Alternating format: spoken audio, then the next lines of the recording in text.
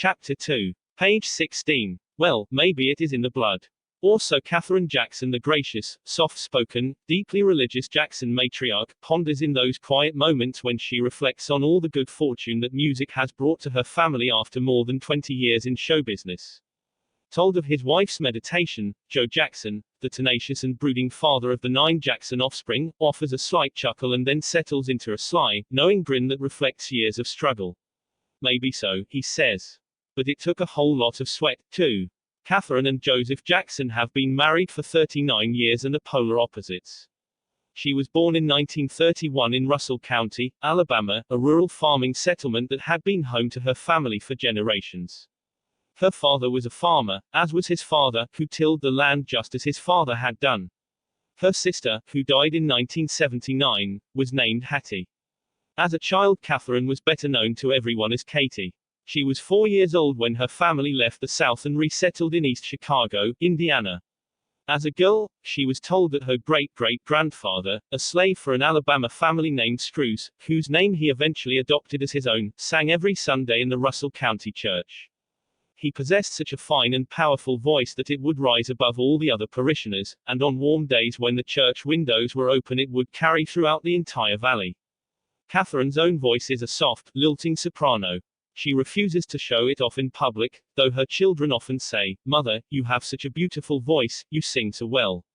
But as a young girl, she dreamed of being in show business. She and her sister were quite involved with music. They belonged to their high school orchestra, the church junior band and the page 17 school choir. Their father played country and western music on the radio, and they grew up listening to Suppertime Frolic and the Grand Ole Opry programs. Ernest Tubb, Hank Snow, Hank Williams and comedian Minnie Pearl were the favorite performers. Katherine modestly accepts some credit for her children's fine singing voices, but says they didn't inherit any dancing skills from her. She came down with polio when she was 18 months old. From then on, she either wore a brace or used crutches, and she was in and out of hospitals for operations on her foot until she was 16. While bedridden, she learned to draw quite well, a talent she passed on to Michael, who's an accomplished artist and constant doodler. Like his wife, Joseph comes from the South, but there the similarity ends. He was born in 1929 in Arkansas. His father was a high school teacher who married one of his students. They had 2 boys and 1 daughter. Both Joe and his brother were big, strapping men like the father, who separated from his wife when Joe was 8. She moved to Gary, Indiana, and he took his boys to Oakland. Always the restless type, Joe left home as soon as he was old enough to travel on his own and moved to Gary, where he found work in one of the local steel mills. He and Katherine met soon after. She used to pedal her bicycle in front of his house.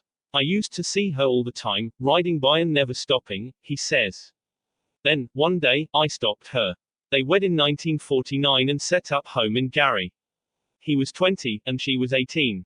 The next year Maureen, better known as Rebby, was born, and the other children followed right behind: Jackie, Tito, Jermaine, Latoya, Marlon, whose twin brother lived less than 24 hours, Michael, Randy and Janet.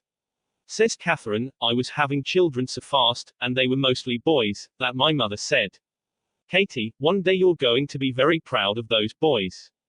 Michael, the 7th of the 9 children, was born on a late summer night, the 29th of August 1958. The impish rascal of the bunch, his memories of Gary are vague, mostly singing, dancing and working, too hard for a child. He recalled, "I just remember little things like the Kummer store or certain people in the neighborhood. The high school behind us always had a big band with trumpets and trombones and drums coming down the street, like a parade. That's all I remember." Page 18. Actually, there is little about Gary, a grim industrial town, worth remembering. A brief jaunt down Route 80 from Chicago, Gary is the picture of blue-collar economic hardship. At night, giant smokestacks spewing flame and pollution tower above buildings that in the daytime reflect the struggle and decay of the poor working class. Once known as Sin City, a place where people in trouble could escape, it's become a town where dreams are hatched, but few are realized. Joe worked as a crane operator, and he would often have to take a second job at night as a welder to help support his fast-growing family. On good days, he brought home $30. In a good year he'd make about $5,000. "We didn't have much money," says Katherine. "Raising 9 children isn't an easy task. We weren't able to provide him with the material things that we would have liked to. For a while we had Rebby and Jackie taking dance and piano lessons, but then as more children came, we couldn't afford it. Later, with all those children around the house, we had to entertain them in some way, and music is what we had. We always had instruments around the house, a saxophone, a guitar, a trombone, and the kids would help themselves, or sometimes they would sing with us. My husband and I used to sing to ourselves even before the children were born, just sit in our living room on a cold winter night and sing harmony on Christmas carols and popular songs. As parents, Joe and Catherine fostered traditional, Midwestern values of love, family unity, God, and hard work. She was generous, nurturing, and kind. He was an iron-fisted disciplinarian who brooked no nonsense. They worked hard and made sure there was always food on the table. Mother was a great provider, Michael recalls. The lessons she taught us were invaluable. Kindness, love, and consideration for other people headed her list. He says his father has always been something of a mystery to me and he knows it. Michael is a composite of both his parents, sensitive, gentle and pious like his mother and determined and stubborn like his dad. He definitely has his father's perseverance, says publicist Steve Manning, a family friend who once headed the Jackson 5 fan club. The Jacksons lived in a small, white, two-bedroom clapboard house at 2300 Jackson Street, a neighborhood of low-income housing with neat lawns. They were a disciplined and close-knit family. Though Joe and Catherine both worked, they made. Page 19. Certain one of them was always home with the children. The older boys played Little League in the expansive park behind the house, while Marlon and Michael ran in the fenced, in front yard where Catherine could keep an eye on him. They were a nice, religious family, says Johnny Jackson, the Jackson 5's original drummer. Every Sunday Catherine, a devout Jehovah's Witness, dressed her children up and walked them to the Kingdom Hall. It was a pleasant walk, says Marlon. My father even went in the early days. But it was so boring. Not to Michael, who, like his mother, took the Bible teachings to heart. He and Latoya and Rebby were the most serious about all that, says Marlon. Especially Michael, who, according to his mother, came alive during services and always asked her questions about God. I believe in the Bible and I try to follow the Bible, he said as a teenager. I don't just pray at night. I pray at different times during the day. Whenever I see something beautiful, I say, oh God, that's beautiful. I say little prayers like that all through the day. From early childhood until his break with the Witnesses in 1987, religion was a special bond between Michael and his pious mother. It's hard not to wonder what effect the Witnesses' gloomy prediction of world destruction had on the young, impressionable boy, who was taught that only a limited number of God's truest servants would survive. If the world ended, he must have wondered, would he be spared? Would his mother? Taken literally, such notions would certainly have frightened a little boy who loved his mother dearly. Perhaps Michael believed if he were extra good, he could ensure that both he and his mother would survive. Years later, after his was one of the most recognizable faces in the world, Michael gave his mother great joy by dutifully continuing his weekly field service, delivering the Witnesses' apocalyptic message door to door.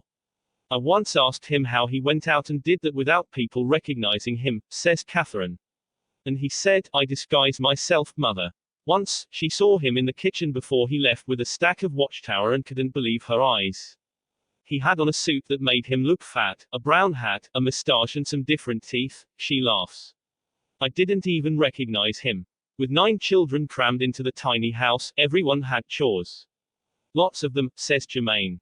We scrubbed and waxed the floors, did the windows inside and out, stacked. Page 20. Bricks and did the gardening. Tito did the dinner dishes and I would dry them. Also, each of the 4 oldest had an ironing board.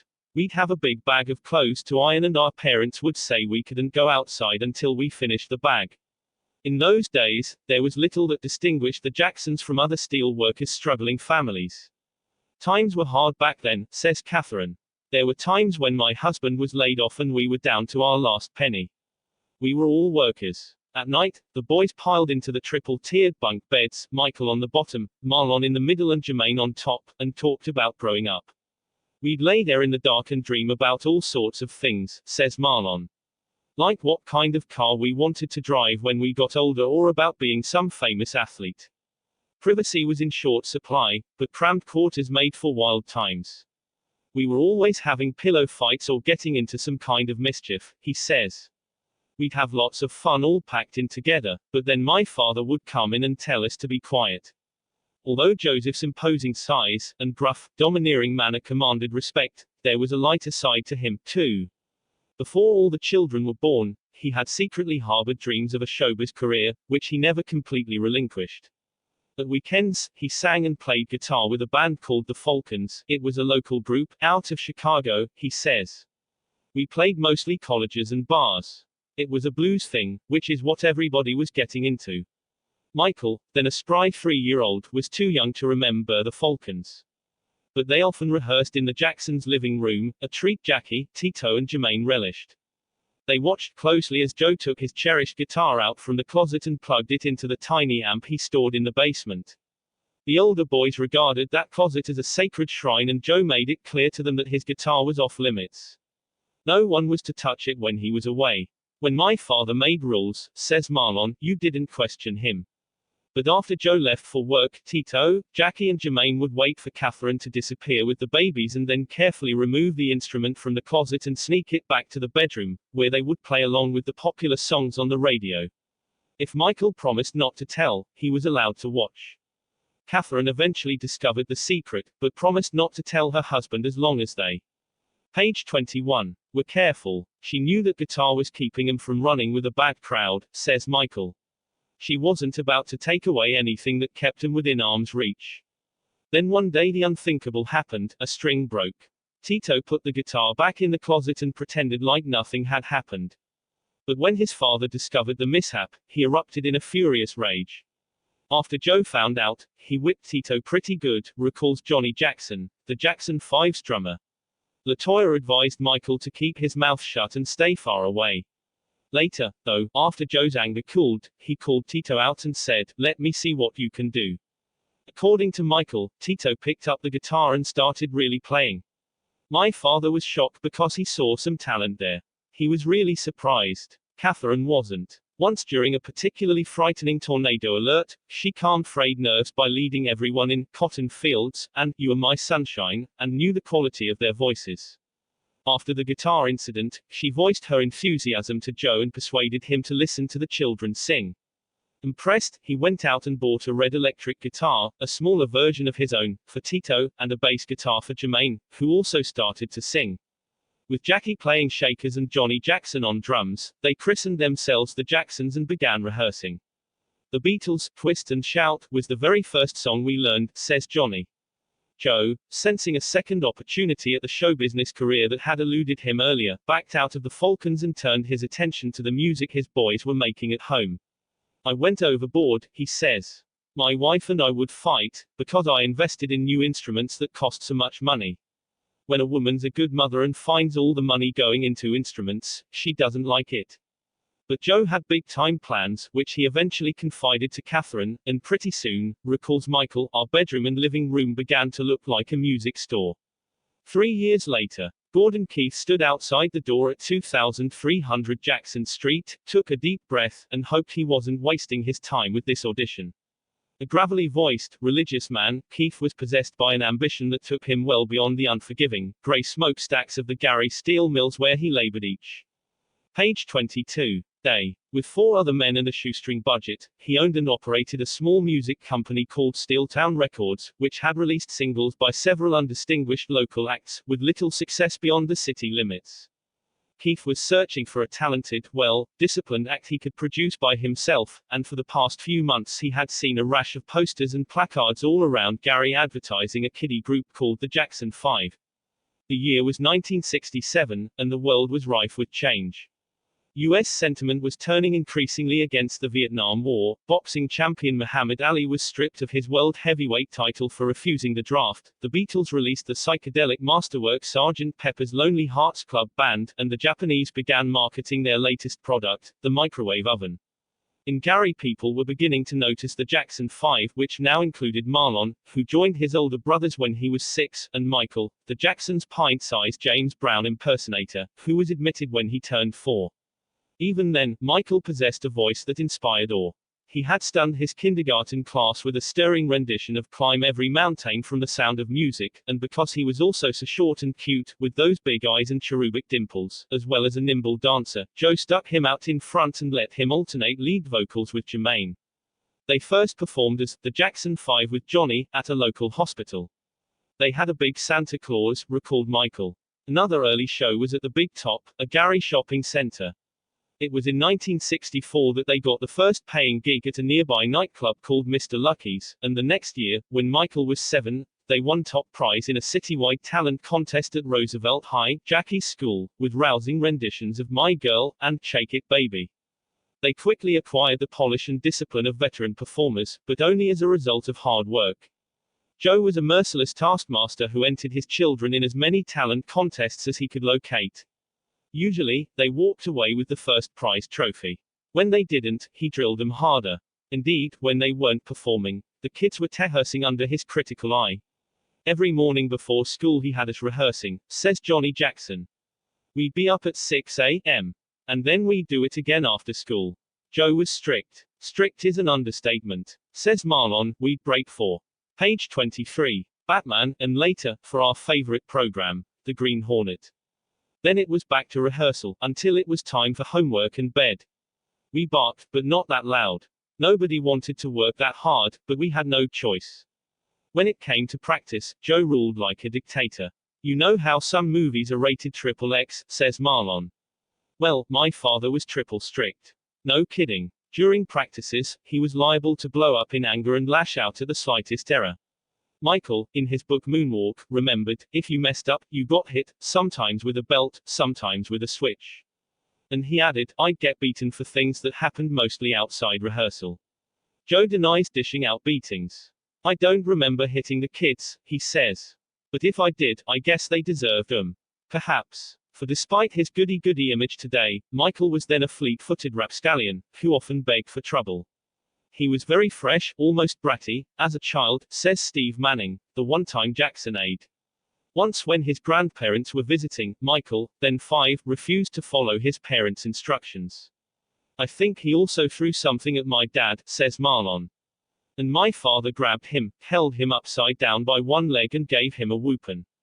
But he deserved it. Likewise, there is only one other time anyone can recall Michael getting hit. It was during rehearsal, and he didn't want to do something Joseph told him to do, says Johnny Jackson. So Joseph hit him, and Michael tuned around and told him that if he ever touched him again, he'd quit singing forever. Joe makes no apologies for his stern actions. He was extra tough, and he believed in strict discipline. Though his boys were the ones on stage, it was Joe who really yearned for stardom, for what the Falcons had never achieved. I had a vision that my boys would be the #1 talent in the world, he says. That was my aim. I wanted to make them superstars. In addition to practice, they watched performers on TV. I thought that would give them an idea that it was worthwhile. It did. Pretty soon, he says, after maybe a year and a half, they began to dream themselves. Shirley Cartman, the orchestra teacher at Beckman Junior High, had misgivings about the Jackson 5 competing in Beckman's talent show. She had Tito in class, and though he was an excellent student, his brothers were indifferent. Page 24. Schools. Allowing them to appear at Beckman would be against the rules. However, after Tito protested, Joe went to school after work to talk to Mrs. Cartman, and she agreed to audition him at their home. The evening Cartman came over, Joe introduced his nervous family. There was Jackie, the star athlete. Tito, whom she already knew, was the master mechanic. LaToya was the second little mother. Jermaine was the most serious and sensitive child, and Marlon was the devilish prankster. Catherine, standing off to the side, cradled baby Janet in her arms. That's Michael, our little showman, said Joe, and Randy, his shadow. They were polite, well-dressed boys, Cartman recalls, but when they played, suddenly the room came alive, and the once shy little boys were soon lost in the magic of their music. Several weeks later, the Jackson 5 took first prize at Beckman's talent contest, but even more important, Shirley Cartman brought news of a talented local group to Gordon Keith, the owner of Gary's only record label. Having already seen their posters all over town, he acted on her recommendation and made an appointment to hear them play. Joe answered the door before Keith could knock and ushered him inside. The two men talked briefly. Keith remembers the house as small and crowded, the living room jammed with equipment. Joe had the boys all come into the living room and hook up their instruments, he says. He said, "Let's go, boys," and without a moment's hesitation, they began playing for me right there.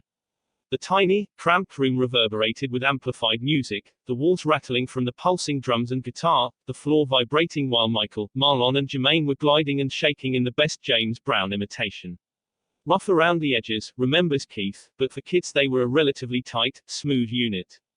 Jermaine played bass and sang, Johnny was on drums, Tito played guitar, Jackie was on shakers, Marlon kept time with a tambourine, and the smallest of the bunch, Michael, sang and danced. Basically, that was it, he says.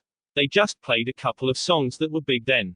But even back then, it was obvious the group's small lead singer had a magical spark. From the moment he saw Michael enter the room and position himself in front of the microphone. Page 25. The skeptical producer knew the 9-year-old had the poise and showmanship of a gifted performer mature beyond his age. The boy walked out and went right up to this guitar cord that was stretched between Tito's guitar and the amp, he says. It was between waist and chest high, and Michael just jumped right over it, no problem. I thought that was a superhuman feat, and right then I knew he was superbad. That sold Keith. I just about signed him there, he says. But it took a few days to draw up the papers. Joe was ecstatic. The next step was to make a record. In the late winter of 1967, Keith booked studio time in Chicago and the Jacksons recorded several songs. The most memorable tune, a hastily written rhythm and blues ballad called Big Boy, features playful call and response vocal between Michael and his brothers. Michael's voice is deeper than his usual boyishly ripe tenor, soprano, which returns to normal on the B-side, a song called You've Changed. In the studio the Jacksons were well behaved and professional, exactly the way Joe had trained them to be, not to mention appropriately excited. But I had to bring in some older guys to help them cut on instrumentation and background vocals, says Keith. I'm even singing on the background. Big Boy, which Michael recalls having a killer bass line, was released at the end of January 1968, and by the end of the first week of April, the song was a minor hit, hovering near the top of the local charts in Gary as well as a few neighboring cities. Michael and his brothers were overwhelmed. The few occasions they heard themselves sing on the radio were thrilling. It was no different from the stars we were trying to imitate, says Marlon. The single's popularity led to the Jacksons' first regular gig at Mr. Lucky's, a well-known Gary nightclub. The boys were booked there every weeknight. Catherine objected to the atmosphere and the hard work, but her argument paled when Joe countered with how the extra income was beneficial to the entire family. It was hard to dispute paid bills. Joe's ambitions raged like a wildfire. Inching closer to the big time, he worked his children harder and harder. At weekends, they hit the road. Joe packed the boys, who now included keyboard player Ronnie Ranciffer, and their equipment into the back of a rickety Volkswagen minibus, which he had purchased from his brother. He painted the Jackson 5 on the side like TV's Partridge Family. In the bus they covered vast stretches of page 26. Highway driving to smoke-filled whiskey and blues clubs all over the East and Midwest, like Chicago's Capitol Theater, Joe Green's Club Woodlawn, and the Regal, where the Jackson 5 became regulars, opening for slick pros such as Gladys Knight, The Temptations, and the O'Jays. All this sweat, toil and discomfort was not without dividends. The Jacksons were acquiring a valuable stage maturity to accompany the smooth moves and sugar-coated soul warbling they practiced in their living room at home. The results were evidence enough. Like when they won amateur night at the Regal 3 times in a row. Michael, hailed as a rubber-legged prodigy, was already hearing himself rumored by rival bands to be a 30-year-old midget. Not quite. He was a tadpole, a scrawny 9-year-old who was devoted to his favorite Saturday morning cartoon characters, Bugs Bunny and the Road Runner. But Michael was also fiercely dedicated to becoming a first-class entertainer. At what cost, though? No one asked that question. No one saw that he was sacrificing a normal youth. He knew his place, in front of the microphone. And he knew not to question that role. Still, he admits, he often ached to be with the kids playing outside while he labored under his father's tyrannical tutelage. I'd just stare at him in wonder, I couldn't imagine such freedom, such a carefree life, and wish more than anything that I had that kind of freedom, that I could walk away and be like them, he wrote. So there were sad moments in my childhood.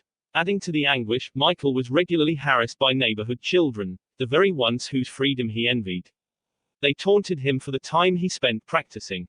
The kids eating candy and popcorn would come around while we were inside rehearsing, he said. This would get us mad. Rocks would come in through the window, and people would tease us, saying we were wasting our time. Yet Michael handled the worst of all criticism, the jeers of his contemporaries, the same way he would handle bad press 20 years later, by telling himself that his musical endeavors set him apart from other kids, that he was different, and that made everything okay.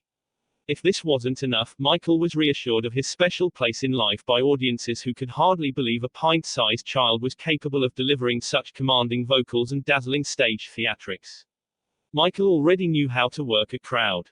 During the Jacksons' rendition of Joe Texas, Skinny Legs and All, he would go out in the audience, lift up the girls' skirts. Page 27. And look under. He's embarrassed by that now, but back then the place would go crazy. People would throw money, which Michael learned to equate with success. Taking in up to $50 on a good night, he remembers, my pockets being so full of money that I couldn't keep my pants up. But what kind of child was Michael becoming? Back home, Catherine, tending to LaToya and the babies, Janet and Randy, fretted about the influences her sensitive, impressionable 9-year-old son was being exposed to. The exhausting grind of performing 6 shows a day, 7 days a week, subjected Michael to a sweatshop-type work ethic outlawed decades earlier by child labor laws. He was also exposed to a world of swearing and drinking. Even worse, thought Catherine, in light of his strict religious upbringing, he stood in the wings and watched men whoop and holler as strippers shimmied down to their all-together. That to me was awful, he later remembered. Still, the road provided Michael with a worldliness young boys found difficult to shun. At the Peppermint Lounge in Chicago, the Jacksons' dressing room had a peephole that looked right into the ladies' bathroom. We all fought to look in there, says Marlon. We learned everything there was to know about ladies. A decade later, when the Jackson 5 were in London for a Royal Command performance, Michael and Marlon found another inviting peephole in their dressing room. This one looked directly into the room next door, which was occupied by stage actress Carol Channing. Michael and I took turns looking and laughing, chuckles Marlon. We saw Carol without anything on, including her wig. Without question, these frenetic early days were an education, if not scholarly, then relevant to a budding career in pop music. Watching every move from the wings, Michael was tutored by the masters, the granddaddy of soul James Brown, Sam and Dave, and Jackie Wilson. I might have learned more by watching Jackie Wilson than from anyone or anything else, he says. Michael absorbed every nuance and then practiced until he was a breathtaking imitation in miniature.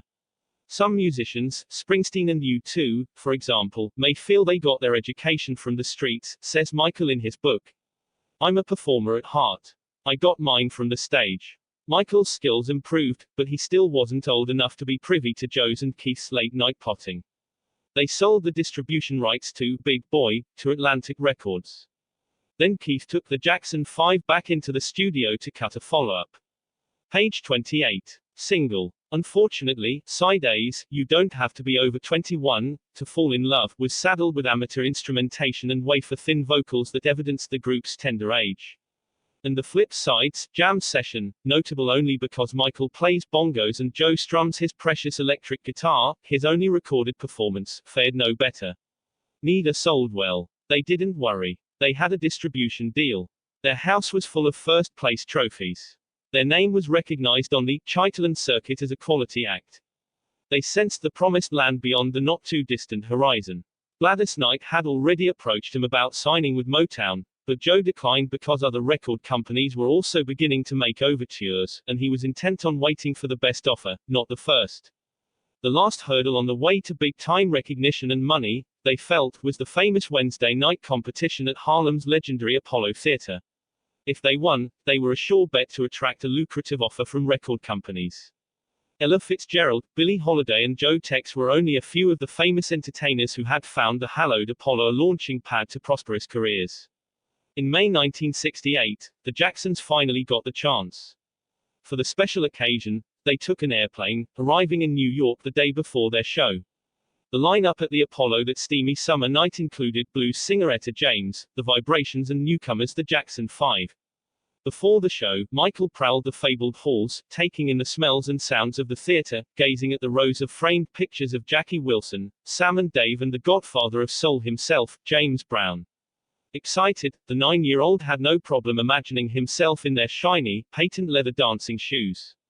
Michael got his chance when the MC introduced the Jackson 5. There was this object just off stage which resembled a tree trunk which was supposed to bring good luck to first-time entertainers if you touched it just before going on, says Joe. Each boy touched the object as they ran to the place on stage. From the crowd, it was impossible to tell that everyone from Big Tito to Little Michael was nervous.